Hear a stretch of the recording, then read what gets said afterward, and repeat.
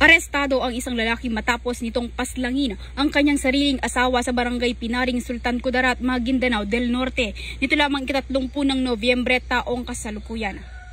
Kinilala ni Police Lieutenant Colonel Hector E. Tanyo Jr., Acting Chief of Police ng Sultan Kudarat Municipal Police Station, ang suspect na si alias Brando at ang biktima na si alias Ann. Ayon sa ulat ng mga otoridad, 3 beses anyang pinahirapan ng suspect ang biktima sa pamamagitan ng pagsaksak ng isang matulis na bagay at paghampas ng upuan na nagsanhi ng pagkamatay nito.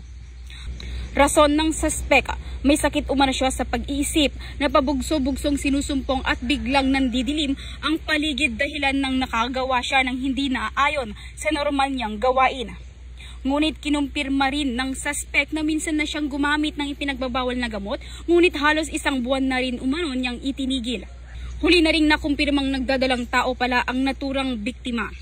Sa ngayon, kasong parricide at RA 9262 o Anti-Violence Against Women and Their Children ang posibleng kakaharapin ng suspect. Samantala, patuloy na magsasagawa ng mga operasyon ng PROBAR sa patnubay ng pamahalaan upang hulihin ang mga lumalabag sa batas, mabawasan ang iligal na gawain at isulong ang kaligtasan, kaayusan at kapayapaan tungo sa progresibong bagong Pilipinas. Mula rito sa rehiyon ng Bangsamoro, ako si Patrolwoman Veronica Lagi, nagbabalita para sa Police News Network, alagad ng batas, taga-taguyod ng Balitang Pulis.